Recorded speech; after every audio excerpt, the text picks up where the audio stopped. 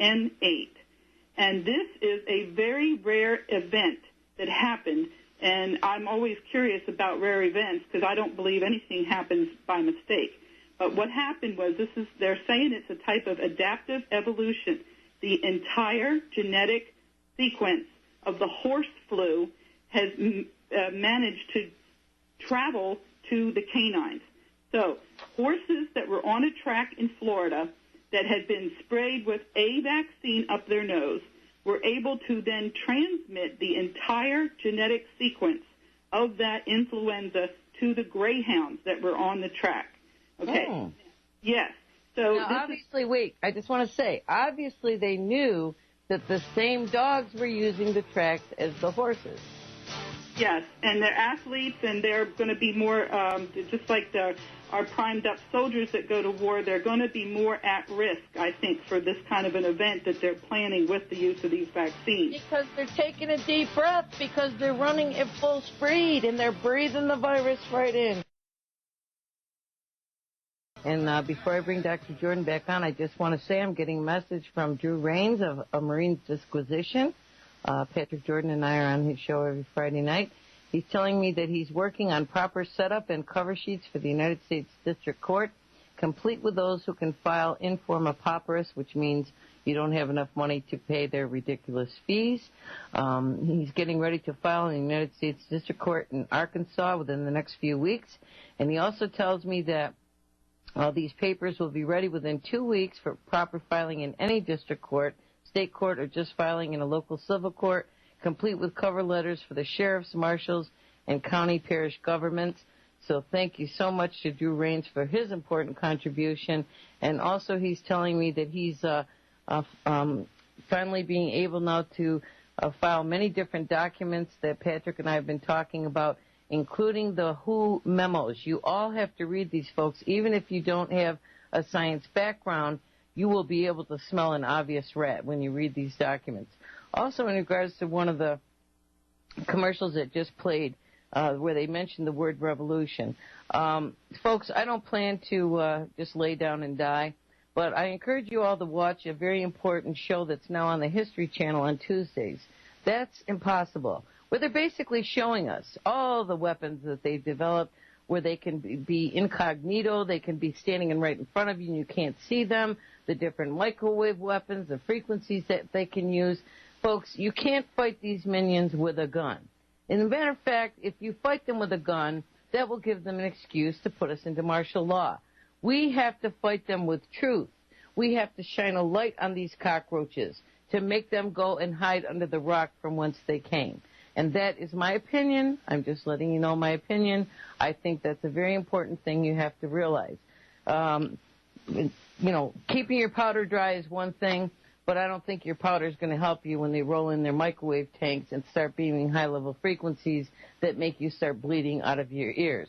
And you may want to watch the movie Push, because that's another good one that's out now that I just watched last night, that they're basically showing us what they're capable of. We need to fight them with truth. Okay, Dr. Jordan, please continue with your very important information.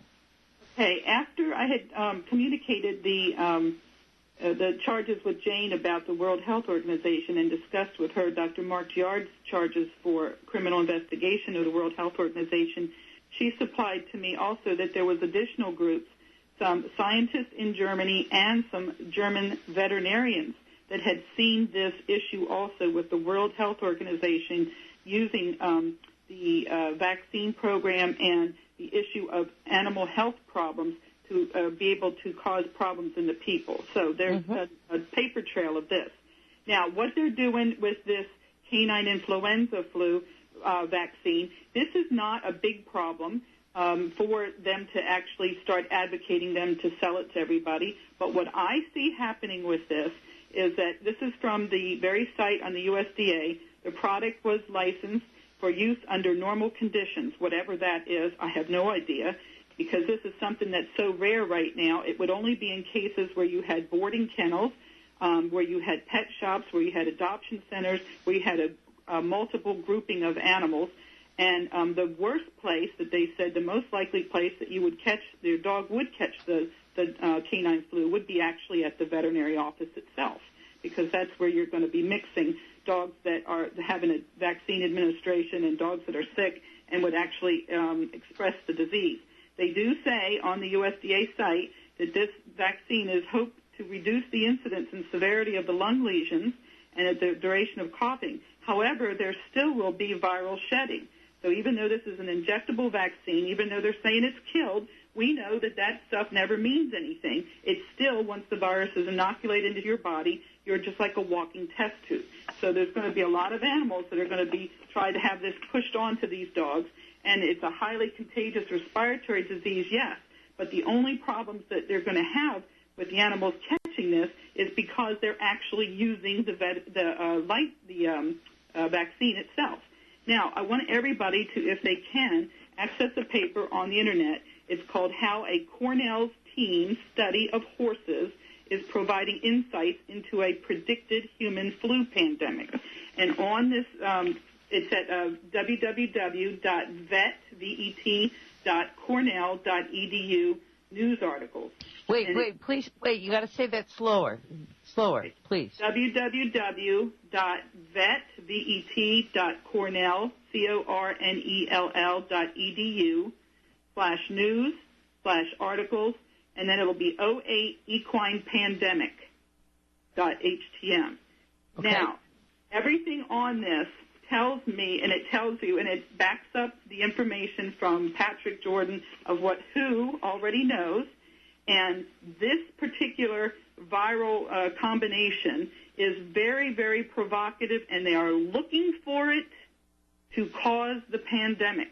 So if you take the H5N1 and the H3N2 that they have already put into the seasonal flu vaccines that are going to be administered to people all over the world, you realize that this canine vaccine is the H3N8, okay? And this is the kicker. This is the very important thing to realize. Mutations are coming out of these recombinations easily to the point where they had the entire genomic sequence jump from the horse to the dog. We are wait, I hear the music, so we're going to break. Of course, because, yes, your pooch is going to be licking you, and then he's going to be giving you the H3N8 to add to the other ones you mentioned, and then the virus hunters are going to come to your autopsy to get a piece of that action. Because that's how these minions work, folks. And I just want to also get as much info into the show as possible, because this show's going viral, folks. You got to send this out to everybody you know. You also need to check my website within the next week. I did a show last week in out of Jamaica where I debated one of their minions who is promoting a new vaccine for HPV virus called Cervarix, and it has a new adjuvant called monophospholipid A, which activates T cells.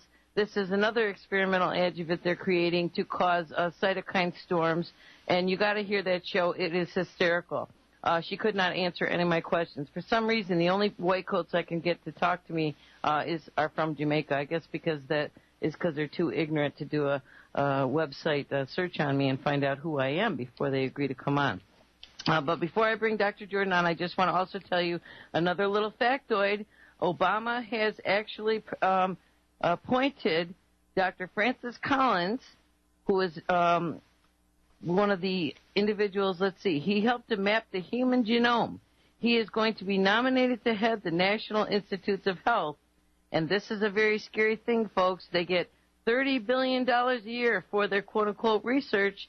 And I have sent Dr. Jordan and Patricia Jordan both just 1 year's documents that I have of one of their projects, which is a special virus cancer program, which is how they're making viruses to cause cancer, which is what Dr. Boyd Graves was investigating, which is why he is now dead. So, folks, it's getting very obvious, and that's just another little thing I wanted to put in there. Okay, Dr. Jordan, please go ahead. We have a couple callers on the line. I would like to bring them up, but I want you to be able to finish what you wanted to. Yeah, I need to finish this. This is more. Yeah, go ahead.